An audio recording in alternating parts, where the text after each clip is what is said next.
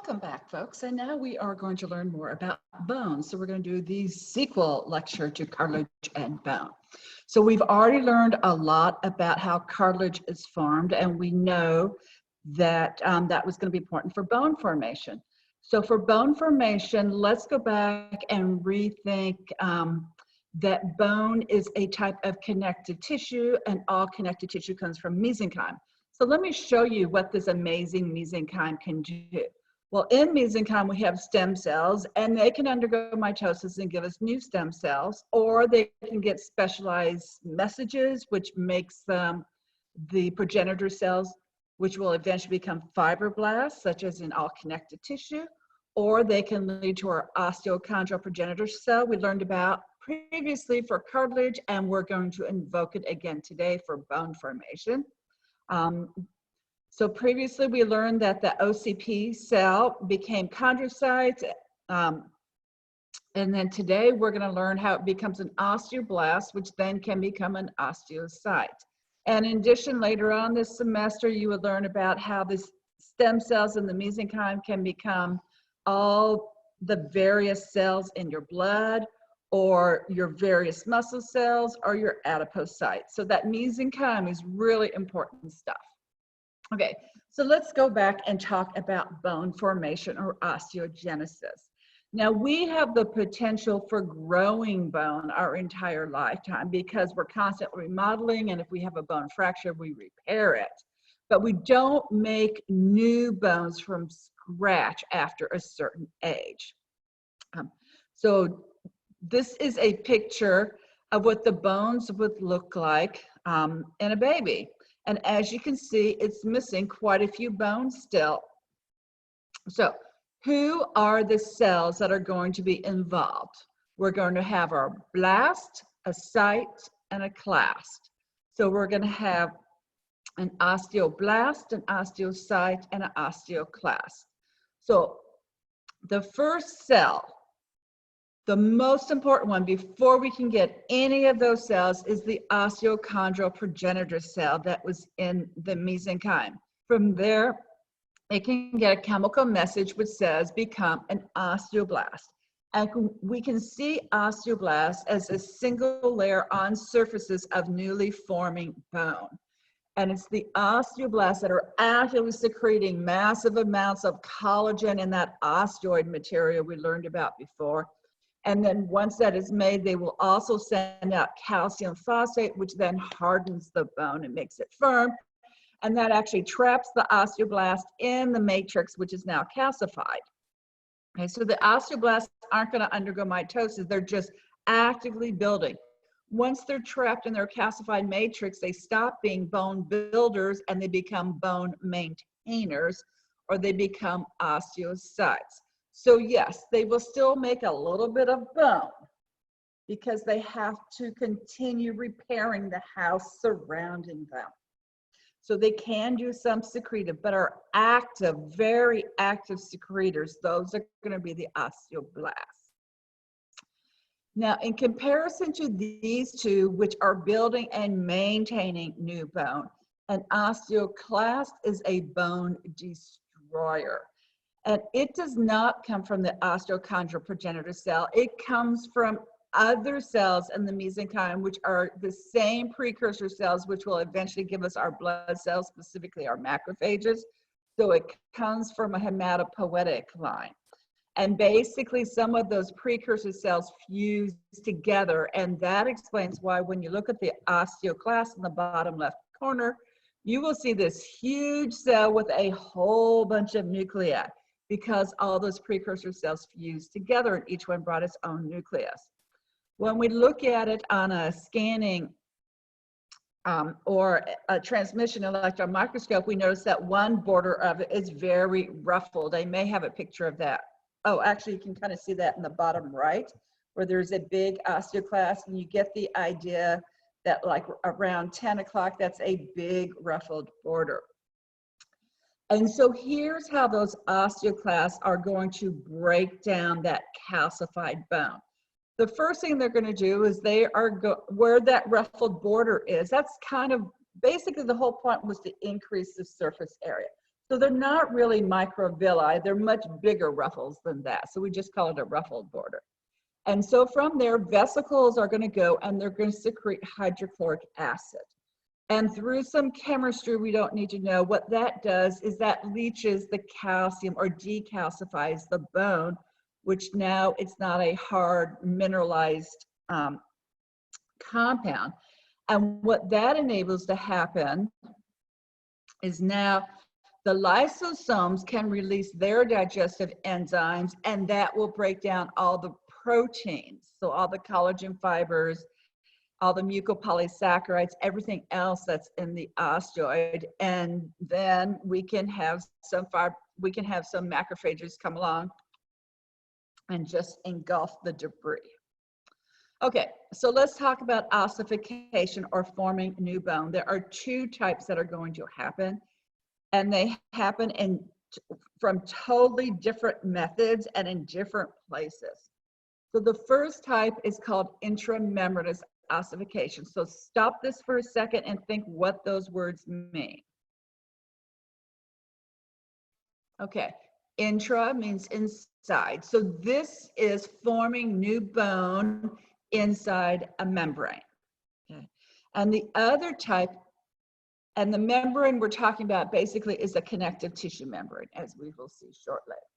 The second type is called endochondral. What does that mean? Yeah, so this means inside a cartilage, and for this one, we have to make a cartilage model of the bone, and then the cartilage will be replaced by bone.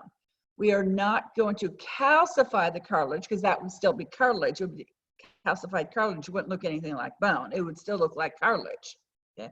So we have to take the cartilage model and then we have to do something to that cartilage and eventually make it into bone. And so that's a more complicated procedure. So we'll do that one second. We'll start with intramembranous ossification. And this one doesn't happen very many places in the body. So it happens in the flat bones of the skull, which are like these bones, these outer bones here, as well as your lower jaw bone. So if you know the names of those bones, then you know where it happens. And the other place it happens is in the diaphysis of the clavicle, not the two epiphyseal ends. The clavicle is a very interesting bone in that the diaphysis is this type of ossification and the epiphyseal ends are the other type of ossification. And because of that, it's one of the earliest bones to start ossification and it's one of the latest bones to finish ossification. So it's just a really special bone. All right, so with intramembranous ossification, I'm going to show you some cartoon drawings for this one. We're going to start with mesenchyme. And so I think you can see cells and you can see matrix back there. And in the mesenchyme, there are going to be osteochondral progenitor cells and they're getting the message and the message says, make a bone. And so some of them will become osteoblasts. And those osteoblasts are going to form this little area shown as where the yellow cells are, which is where the bone is going to be made, and that's called an ossification center. So those osteoblasts will get the work. They will start actively secreting lots of substances. They'll make lots of protein fibers. They'll make lots of that osteoid stuff. They have that matrix. Once they're done making a lot of matrix, then they are going to mineralize that, and that is going to trap them in their lacuna. So in this picture, I think you can see the osteoblasts around the surface. They are still making new bone.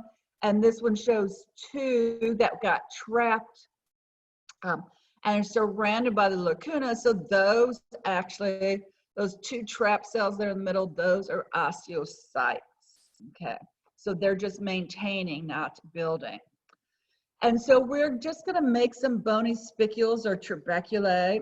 And then notice this ossification center is surrounded by mesenchyme. So other cells in the mesenchyme are going to start getting messages, hey, bring some blood vessels into where the bony areas are, and let's bring some fibroblasts, and let's put fibroblasts around the outside. And so we'll end up with some spongy bone trabeculae. We'll have blood vessels cruising through the spaces. And then we'll have the condensation of the fibroblasts on the surface to form this periosteum. And over long periods of time, those tuberculae will thicken, they'll fuse together, and then the outer edges will remodel and become compact bone. So you'll end up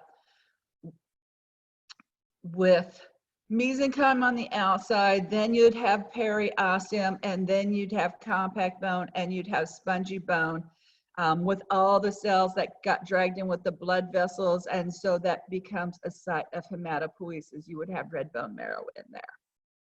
Okay, so if you understand it in drawing, let's look at it in photomicrographs.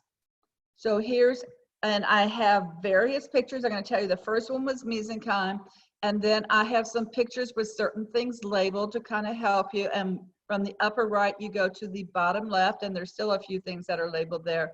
And then you go to the bottom right, and that's not a complete bone. Okay, so we haven't gone quite as far in the 4 pictures as I did in the drawings. But at this point, I would like you to stop the video and talk yourself through this process to make sure you understand it.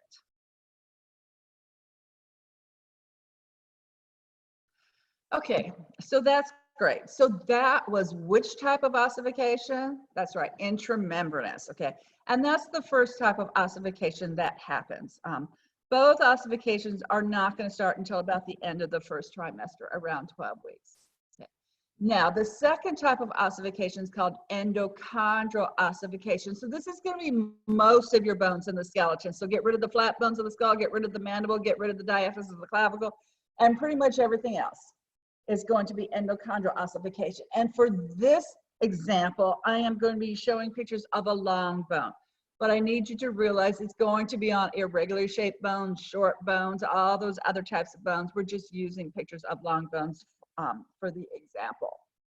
And also because long bones will have something else involved with them that the other ones won't. And this way you will understand how that other structure forms. So in order to have endochondral ossification, remember a month or 2 previous, we had to have mesenchyme get the message and become hyaline cartilage, and the hyaline cartilage formed in the shape of a future bone. Okay. So now we have a cartilage template. And so in the first picture, what happens, all right, so in all of these pictures, the blue stuff is the cartilage, and the tan stuff is going to be bone. And so in the setup, we have this long piece, this long bone made out of cartilage surrounded by perichondrium. And what happens is, if you recall, all the nutrition for cartilage comes from the outside through diffusion. And so this cartilage model is getting bigger and bigger and bigger. And basically, it's kind of outgrowing its nutritional blood supply. So the chondrocytes have enlarged as they're making more, and they're starting to die. And so you're getting like the little foci of dystrophic calcification, which just means nothing else can diffuse things.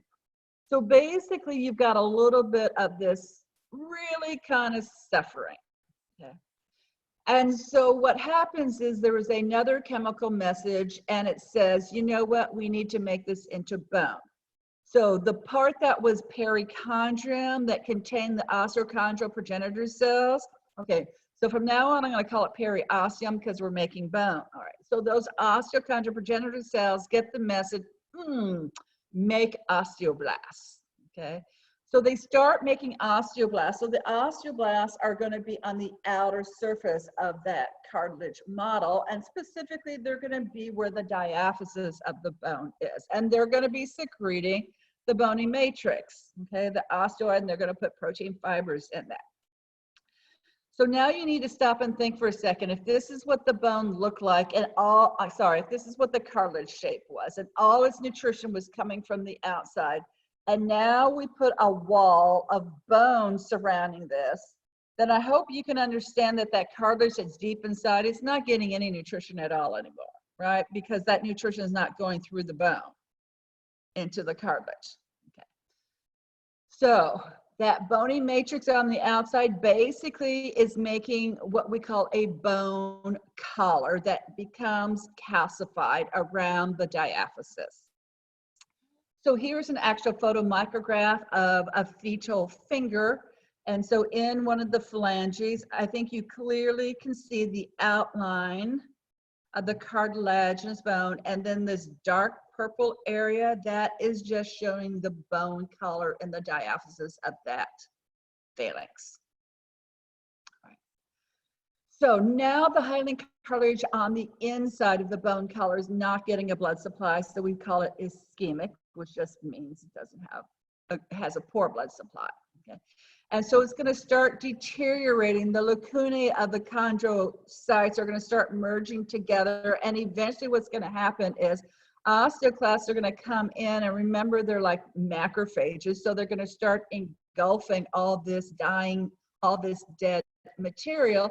And you're going to end up with a hole in the middle of the diaphysis, which is what this picture is showing. And so this, in a long bone, is forming the marrow cavity. So in the same picture of the hand on this digit, I think you can see that there is purple that goes all the way from one side to the other. So that's actually showing that there's bone going to be forming across the middle, which we're not quite there. Which kind of, the fetal picture is half this step and half the next step. So for the next step, once we have hollowed out where the cartilage was, the blood vessels and everything that were in the perichondrium, they are going to enter inside and they're going to drag osteochondral progenitor cells in with them. And so now those osteochondral progenitor cells will become osteoblasts. They'll start secreting bony matrix inside of the bony collar. And so you'll start making spongy bone here. And this is called the primary ossification center. Okay. So for a long bone, we have more than one ossification center, and this is the first one. For other bones, it just becomes the ossification center. So just like in the other type of bone formation, intramembranous ossification, we just called it an ossification center. Okay, we would do that the other bone shapes. But on a long bone, this area in the diaphysis is called a primary ossification center. And so the ossification is going to continue from the diaphysis, and then it's going to travel in both directions toward the epiphyseal ends of the bone. And so this picture is showing you a good example where the blue is the cartilage at both ends of this fetal finger. You can see good spongy bone all through this diaphysis. And so we have a lot of new bone, that endochondral bone that has formed in this digit, but we still have both ends that are the hyaline cartilage. So that's what happens until around the time of birth. And so around the 10th month of gestation, give or take a couple of weeks, what happens is in the epiphyses, plural form, we develop secondary ossification centers where we are going to have spongy bone formed as well. So here in the diaphysis, we are making bone, and then we are taking this big piece of cartilage at each end, and we're going to create bone in the middle of it. So as the secondary ossification centers form, I think you clearly can see there will be hyaline cartilage external to it on the epiphyseal ends, and there's hyaline cartilage between those primary and secondary ossification centers. Okay. And that last area, that area between the primary center and the secondary center, that is the epiphyseal plate. Remember, the growth plate. That's what that is. So that's how you got cartilage inside the bone, because it was there first. Okay. So continuing on with ossification, this one you can see is a little bit more mature bone. We've got a very robust secondary ossification center on each end, but you clearly can see that there is some hyaline cartilage in both places. So the articular cartilage or the hyaline cartilage on each end of the bone at the site of the articulation, the epiphyseal plate between the primary and secondary ossification centers. And here's a photomicrograph where you clearly can compare. So if you need to stop it and look at it and label the areas, please do that. And now let's compare it to an x-ray. So hopefully you can look at this x-ray and figure out where you are in the body.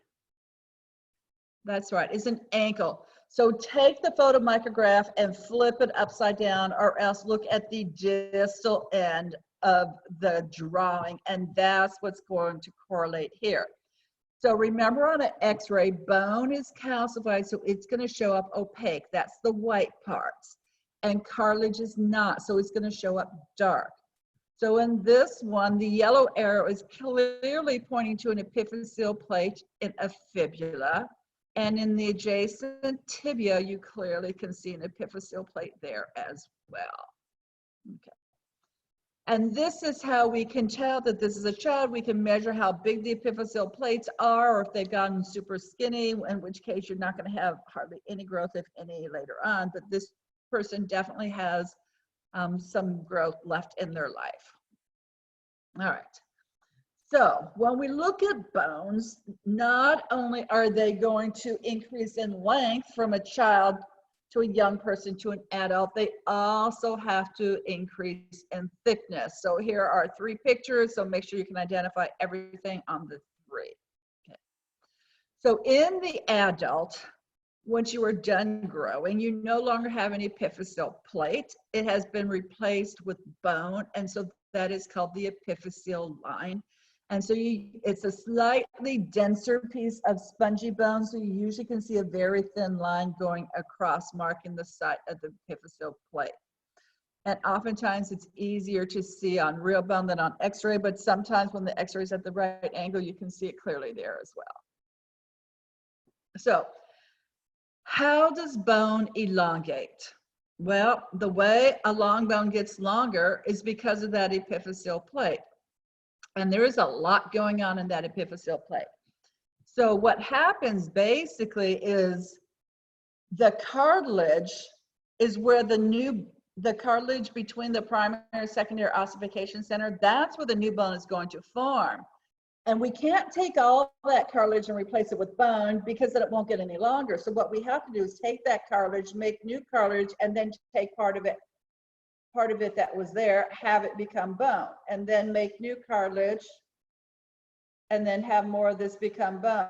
Okay. And so do you see how basically it's pushing the epiphyseal end further and further and further away from the diaphysis of the bone?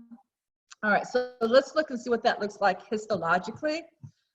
Hopefully you can recognize that this is the epiphyseal end of a bone. So here is the epiphyseal plate.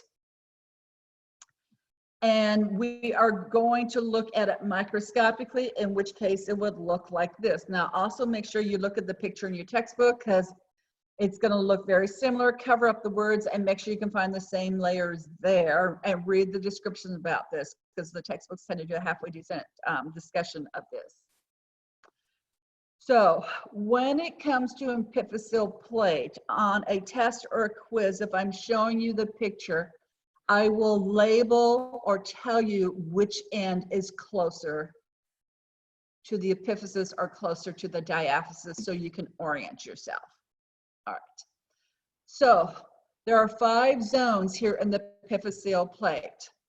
The furthest away from the primary ossification center. Okay, because remember, for long bone growth, those secondary ossification centers, they're not doing anything. So all the growth is going to be new bone in the primary ossification center. So the further away from it you are, the further away you are from the new bone formation.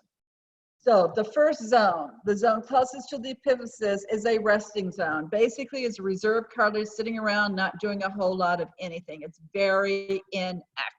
Okay? So it just looked like a typical picture of hyaline cartilage, where you have chondrocytes, each of which is in their lacuna.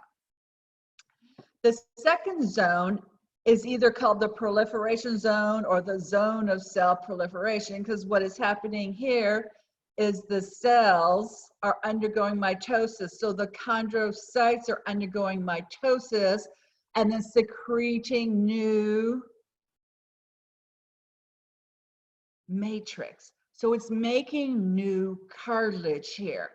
And this happens, the cells line up in these long columns. I think you clearly can see these long columns. And the reason why these cells are so dark is because their nuclei are very busy because they're undergoing mitosis. And so you have these long columns of cells which are proliferating, pushing the epiphysis further away from the diaphysis, thereby lengthening the bone. In the third zone, the cells undergo hypertrophy, or each individual cell has gotten bigger. Okay? And so we can call it the hypertrophy zone. So now the chondrocytes have really enlarged, and they are very mature, and they have now a big lacuna around each other, and that kind of cuts into the matrix of the cartilage. And so the amount of matrix you have is very low compared to the amount of cells you normally have. Because remember, normally we have a really high matrix to cellular ratio, and now in this area, the ratio is all messed up. And so what happens is these cells now are so far away from any nutrition coming in from diffusion that now they are really starting to suffer, and we're going to have areas of calcification of the cartilage. So the cartilage matrix is temporarily calcified, and those cells are dying. And then the last zone, what happens is they realize we've got dead cells, dying zones in there. We send cells into phagocytosis, and now we are going to create new bone. So chondrocytes were dead. Those long channels full of those cells, they are dead. So now we have these big spaces, and so all those osteoblasts can come in, little blood vessels can come in. You can start, those osteoblasts can start depositing lots of osteoid, and then they can get trapped after they calcify. And so you're going to have all these new little bony spicules, which then can become bony trabeculi. And eventually, over time, at the periphery, they will remodel, and you will get concentric lamellae. Okay. So hopefully you understood that pretty well, and you can identify the different zone areas on the photomicrograph. So that's how it gets longer. So how are we going to get it thick? Okay. So those were the two types of ossification, endochondral and intramembranous. To get it thicker, we're not starting from something else to make new bone. So we don't call it ossification, we call it bone growth. And we're going to take a word we learned for cartilage, and that is appositional. So we're going to have appositional bone growth. So if you recall, around the bone, we've got periosteum, and in the periosteum, we've got blood vessels. So some of those blood vessels are going to lay down on the side where we have the new bone formation. And then we have osteochondral progenitor cells, and they're going to start creating bone. And basically, we're going to have intramembranous ossification happen at the bone surface, and we're going to be laying down concentric lamellae. So that's how a bone gets thicker. Okay. Now, over our entire life, we will remodel bone. And what does that mean? That means an osteoclast is going to secrete its hydrochloric acid and all that kind of stuff, and it's going to destroy bone. And then we're going to have new osteoblasts come in and fill in wherever that deficit was and create that new bone. And about up to 20% of your bone can change every year. It'll be less if you're more sedate, it'll be more if you're more physically active. And this can happen at both the periosteal surfaces on the outside as well as the endosteal surfaces on the inside.